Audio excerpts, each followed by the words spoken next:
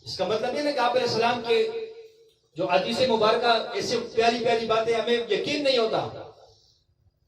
آپ علیہ السلام فرما رہے کہ معاف کر دو، میں ضمانت دیتا ہوں کہ اللہ سے تمہیں میل دلواؤں گا. تو ہمیں یقین نہیں ہے، جبھی تو ہم یہ قدم نہیں اٹھاتے. جب ہمیں یقین آ جائے گا کہ آپ علیہ السلام نے سچ فرمایا تو تب ہم اس پہ عمل کرنا آسان ہو جائے گا. کائنات کی چھت تو ٹوٹ سکتی ہے، آسمان زمین پر گر سکتا ہے، لیکن آپ علیہ السلام کا ایک فرمان بھی جھوٹا نہیں ہو سکتا. یہ ہمارا ایمان ہے.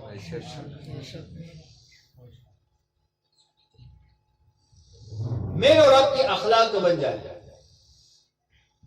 آج کے دور میں 100 رکعت نفل پڑھنا بہت آسان ہے. کیا ہے؟ 100 رکعت نفل کا پڑھنا بہت آسان ہے. کوئی زیادتی کر دے اس کو معاف کرنا بڑا مشکل ہے. گرمی کے موسم کے اندر روزہ رکھنا بہت آسان ہے. گرمی کے اندر روزہ رکھنا بہت آسان ہے. جو آپ کا کبھی پوچھتا نہیں ان کے جا کا حال پوچھنا یہ بڑا مشکل کام ہے. اللہ کے نام پہ یہاں بیٹھ کے کروڑوں اللہ نے مال دیا، خرچ کرنا بہت آسان ہے. اور جب کوئی سلام نہیں کرتا اس کے پاس جا کر سلام کرنا یہ بہت مشکل کام ہے. بڑی بڑی تسبیحات پڑھنا بہت آسان ہے، اور جو تم سے منہ یوں کر کے جاتا ہے اس کے سامنے آ کر سلام کرنا بہت مشکل کام ہے. ہے کہ نہیں؟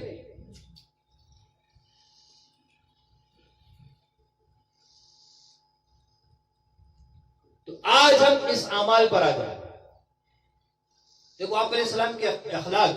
آپ علیہ السلام نے جب بھی کسی سے بات کیے تو سامنے کر کے بات کی. یوں نہیں کہا کہ تو، یوں نہیں.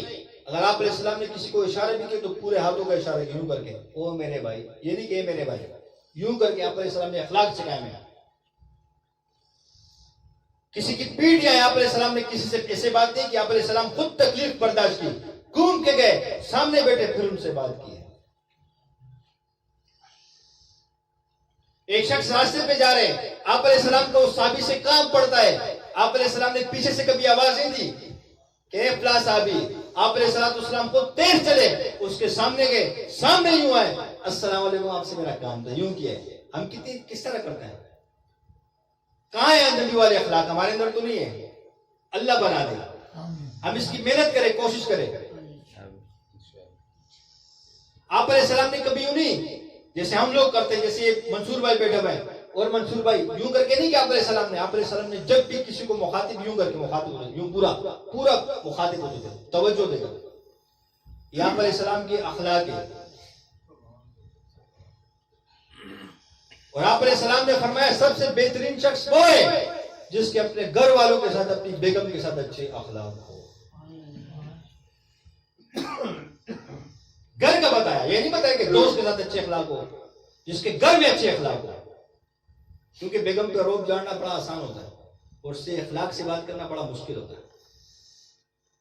آپ علیہ السلام جب گھر جاتے تھے سب سے پہلے سب کو سلام کرتے تھے، السلام علیکم ورحمۃ اللہ. اس سلام کی برکت سے اللہ گھر سے شیاطینوں کو بھگا دیتے ہیں. ہمیں تو شرم میں سنتے بیوی کو سلام کرنا. سلام کا مطلب کیا ہے؟ سلام تو دعا ہے. اللہ کی طرف سے تم پر سلامتی ہوئی تو دعا ہے.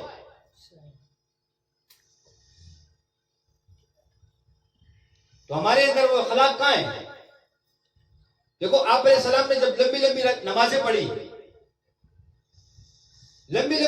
پڑھی، آپ علیہ السلام لمبی لمبی رکعتوں کی وجہ سے پاؤں مبارک پر ورم آ جاتا نا. اللہ نے قرآن کو اتارا، فرمایا میرے حبیب اتنی لمبی لمبی رکعتیں بھی نہ پڑھنا کہ خود طبیعت خراب ہونے لگے. کہا کم کرو. آپ علیہ السلام نے تبلیغ دین کی فکر کے لیے دن رات غم، امت کا غم، اللہ نے قرآن اتارا. فرمایا میرے حبیب اتنا غم نہ کرو کہ خود ہلاکت میں چلے جاؤ، یعنی خود جان چلی جائے. لیکن جب آپ علیہ السلام کی اخلاق کی باری آئی تو اللہ نے سورۃ قلم میں فرمایا، قلم کی قسم، تحریر کی قسم، میرے حبیب تیری اخلاق بہت اعلیٰ ہے.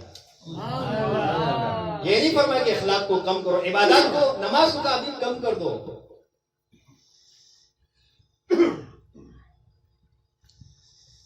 جب دین کا غم، امت کا غم کا، اس غم کو بھی کم کر دو. سمجھو کہ جان چلی جائے، اپنے اوپر بھی رحم کرو.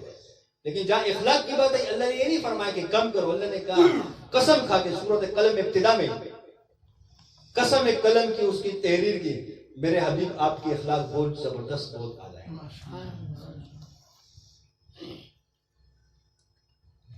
تو ہمارے اخلاق آپ علیہ السلام علیہ اخلاق بن جائے.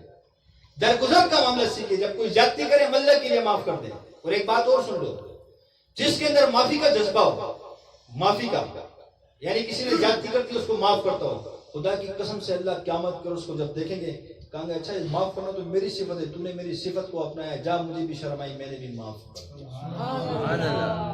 مجھے پتہ ہے کہ تو کتنا گنہگار ہے لیکن تو میری مخلوق کو معاف کرتا تھا اور یہ میری صفت ہے معاف کرنا, تو نے اس کو اپنایا, جا مجھے بھی شرم آتی کہ تیرا کیا ہے سامنے, جا میں نے بھی معاف کر دیا چاہے وہ جتنا گنہگار.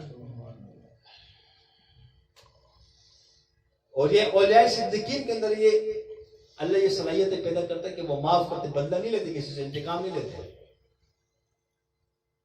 درگزر کا معاملہ, آپس میں محبت. صحابہ کے اندر ایک قرآن میں تعریف کی ہے, ان کے معاملات کو بتایا اللہ نے, فرمائی آپس میں بہت رحم دل ہے اور کفار کے مقابلے میں سخت ہے لیکن آپس میں بہت رحم دل ہے.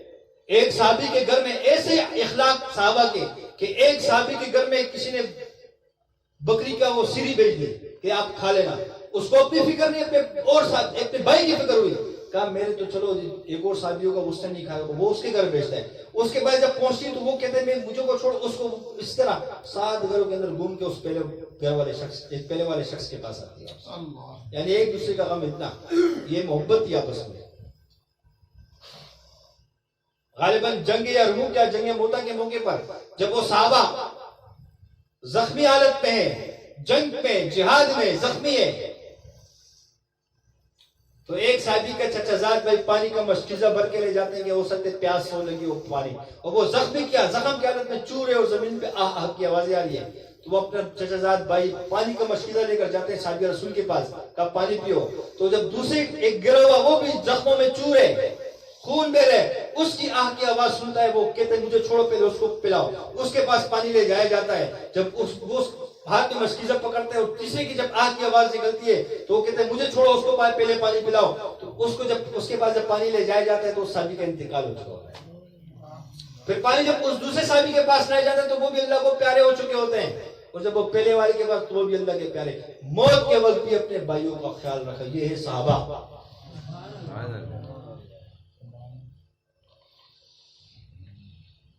ہم تو زندگی میں کہتے کہ اس کے منہ سے بھی نوالا چھین لیں, اس سے بھی چھین لیں, اس سے بھی چھین لیں. تربیت آپ علیہ السلام نے کی صحابہ کی, ایسے اخلاق کہ ایسے وقت جان جا رہی ہے, زخموں میں چورے, مجھے چھوڑ دو پہلے اس کو دو, مجھے چھوڑ دو پہلے اس کو دو. میرے اور آپ کے بھی ایسے اخلاق بن جائے.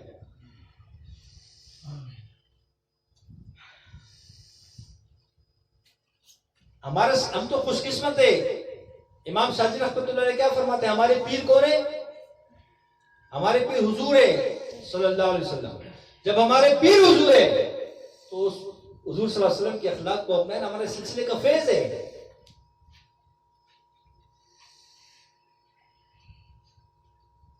کہ کوئی سلسلہ شاذلیہ آپ علیہ السلام میں ڈائریکٹ نسبت تھی امام شاذلی رحمۃ اللہ علیہ کو, حضور صلی اللہ علیہ وسلم کی ڈائریکٹ نسبت اس سلسلے میں ہم آپ علیہ السلام کے اخلاق کو نہ اپنائیں تو کتنی کم نصیبی ہے.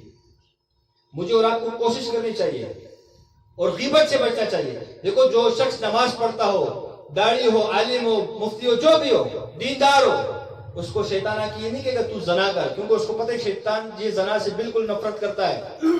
اس کو یہ نہیں کہے گا شراب پی, شراب سے نفرت کرتا ہے. اس کو وہ غیبت میں لاتا ہے, اپنے مسلمان بھائی کی غیبت میں, اور بڑے مزے سے کرو. ہم یہ مرض ہمارے اندر موجود ہے. اور حدیث کا مفہوم کیا ہے؟ الغیبت اشد من الزنا, کہ غیبت کرنا زنا سے بھی بڑا گناہ ہے. زنا کرنا کم گناہ ہے, یہ تو بڑا گناہ, لیکن غیبت کے مقابلے میں چھوٹا گناہ ہے. غیبت کرنا بہت بڑا گناہ ہے. آج ہم اپنے آپس میں بھائیوں کو غیبت کرتے ہیں یا نہیں کرتے؟ غیبت اس کو کہتے ہیں جس کے اندر جو نقص موجود ہو وہ دوسروں کو بیان کرنا, یہ غیبت. اور جب کسی کے اندر نقص موجود نہ ہو اور تم اس کے پیچھے بات کرو، یہ غیبت نہیں ہے، یہ غیبت نہیں ہے، یہ اس میں بہتان ہے کہ بہتان لگا رہے ہو.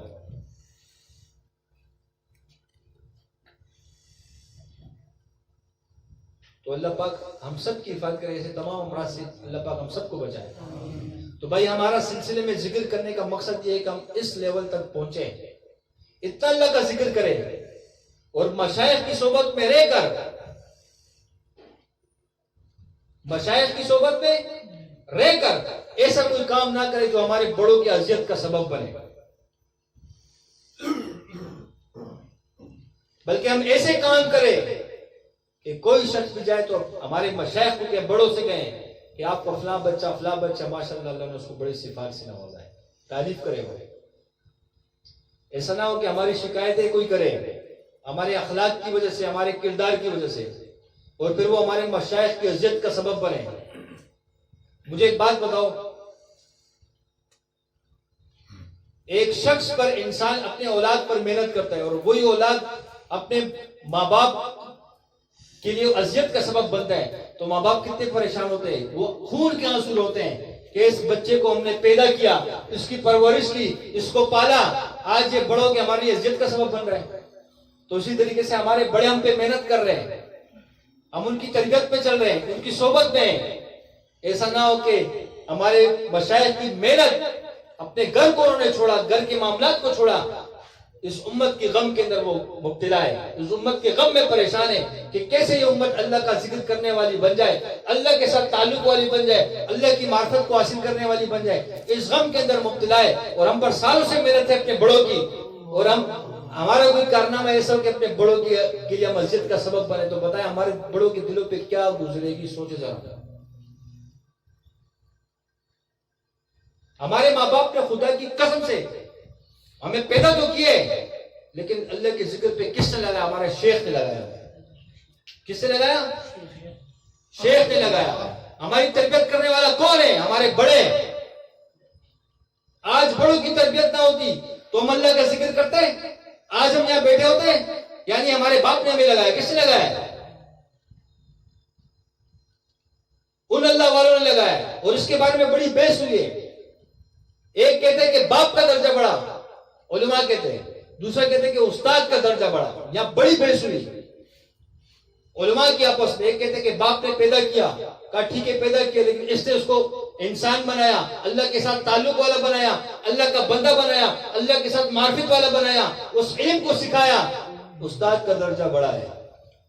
بعض علماء کہتے ہیں استاد کا درجہ کم ہے، سکے باپ کا درجہ بڑا ہے. تو یہاں ان کی بیس چلتی گئی کافی، ابھی تک اس بیس کو کوئی حل نہ کر سکا. ایک کہتا ہے باپ کا درجہ بڑا، دوسرا کہتا ہے استاد کا درجہ بڑا. ٹھیک ہے مجھے باپ ذریعہ بنا پیدا کرنے کا، اللہ نے ذریعہ بنایا، لیکن آج اگر اتنا مجمع بیٹھے، ہم سب بیٹھے ہوئے ہیں، تو کس کی برکت سے بیٹھے ہوئے ہیں؟ بیٹھے کہ نہیں؟ ہمیں اپنے ابا نے تو نہیں سکھایا نا کہ لا الہ پڑھو، یہ ملے گا یہ ملے گا، اللہ کے ساتھ تعلق بنے گا. کس نے سکھایا؟ شیخ نے سکھایا نا، استاد نے سکھایا.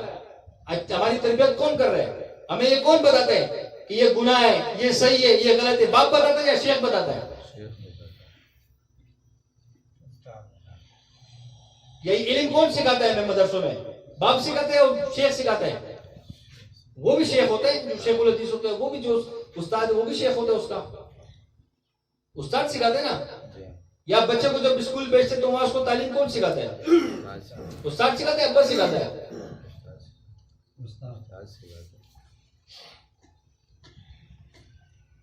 تم اپنے بڑوں کی قدر کریں. اس کا مطلب یہ نہیں کہ ماں باپ کی قدر نہ کریں. یہ بات کو غلط رخ نہیں دینا کوئی. ماں باپ کا درجہ بہت بڑا ہے اور باپ کی دعا ڈائریکٹ اللہ کے عرش پہ لگتی ہے. اولاد کے لیے دعا، باپ کی دعا فوراً قبول ہو جاتی ہے. باپ کا اپنا درجہ، استاد کا اپنا درجہ. یہ اللہ نے درجے بنائے، ہم نے نہیں بنائے. ہم نے نہیں بنائے، اللہ نے بنایا. ایک باپ اپنے اولاد کی تربیت کرتا ہے، اس کا بھی اس میں حصہ ہے. کیسے؟ اس کو پیدا کرنے کا ذریعہ کون بنا؟ باپ بنا. یہ بچہ جو بڑا ہو رہا ہے کس کے مال پہ بڑا ہو رہا ہے؟ باپ کے مال پہ. مال خرچ ہو رہا ہے، اس کی تربیت کر رہے ہیں. اگر تربیت کوئی اور کر رہے ہیں، لیکن یہاں تو اس کی نشوما تو کر رہے ہیں نا، جو اس کی زندگی بڑھتا جا رہا ہے، اس کے کپڑے سب چیزیں، باپ کا بھی اس میں حصہ ہے. تربیت کون کر رہے ہیں؟ استاد کر رہے، استاد کے پیچھے، دونوں کے لیے صدقہ جاریہ ہے. کس کے لیے؟ باپ قبر میں مر گیا تب بھی اس کو اس کا اجر ملے گا، اولاد کو جو اس سے خرچ کیا اس کو بڑھا دیا. استاد نے تربیت کی، اس کا بھی اجر باپ کو ملے گا، اور جو تربیت کی استاد کو اس کا اجر ملے گا. اب ایک واقعہ سناتا ہوں. عیسیٰ علیہ السلام قبرستان پہ گزرے. کس پہ گزرے؟ قبرستان پہ. قبر پہ عذاب ہوا. کچھ عرصے کے بعد پھر اسی قبرستان پر گزر ہوا تو جس قبر پہ عذاب ہو رہا تھا اس قبر کا عذاب ٹل گیا، وہاں اللہ کی برکتیں نازل ہو گئی. اللہ سے ہم کلام ہوئے، اللہ یہ کیا ہوا تھا؟ کچھ عرصہ پہلے یہاں عذاب تھا، آج عذاب بڑھ گیا. فرمایا یہ جو شخص قبر کے اندر دفن ہے اس نے یہ نیت کی تھی کہ میرا بچے کو میں دین سکھاؤں گا. آج اس کا بچہ مدرسے میں کیا بسم اللہ اور سیکھی، اس کی برکت سے باپ کی قبر کا اللہ نے عذاب ہٹا.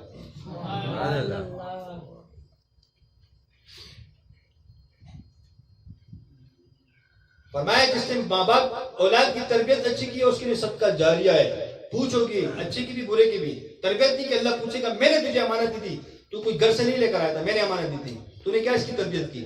میں نے ایک امانت دی، امانت کا تو نے خیال کیوں نہیں رکھا؟ پوچھو گی. جب اس نے تربیت کی اچھی تو قبر کے اندر ہوگا اللہ اس کو اجر دے گا، اس کی قبر کو کشادہ کر رہا ہوگا، کیونکہ اولاد صدقہ جاریہ ہے. تو بہرحال کہنے کا مقصد یہ کہ ہم اللہ نے جو ہمیں اولادوں سے نوازا ہے ہم اولاد کی تربیت کریں، کیونکہ اولاد ہم نے نہیں پیدا کی ہے.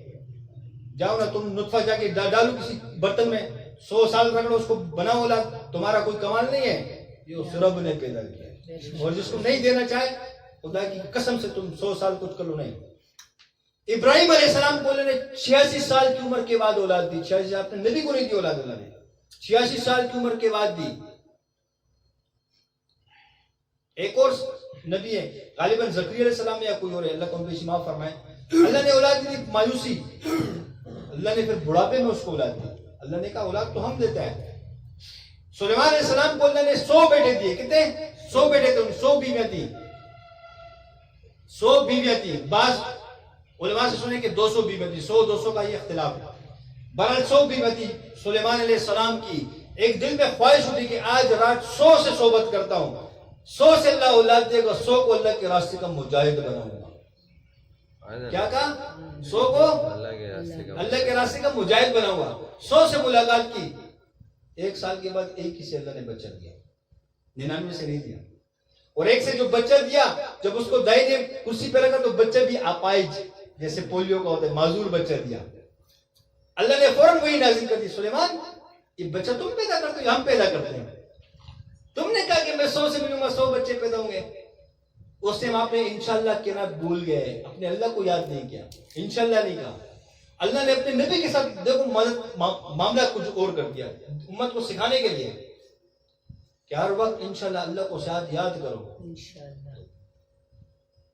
یعنی اللہ اپنے نبی سے کہہ رہے کہ اگر آپ اس سے کہتے تھے کہ انشاءاللہ اللہ مجھے اولاد دے گا، آپ نے اپنے رب کو بلا دیا. آپ نے کیا کہا کہ تم ملو گے تو بچہ پیدا ہوگا، اور جو ایک بھی اللہ نے وہ بھی معذور دیا.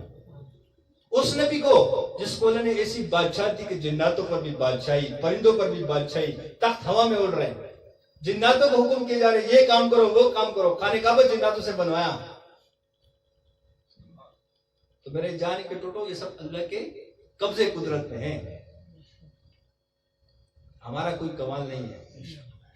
اور ایک ناپاک قطرہ یہاں لگ جائے نا، ہم کہتے ہیں کہ اس کو 2 ناپاک ہو گیا کپڑا جسم پہ لگ جائے، اس ناپاک قطرے سے اللہ خوبصورت چہرہ بناتا ہے. کیا بناتا ہے؟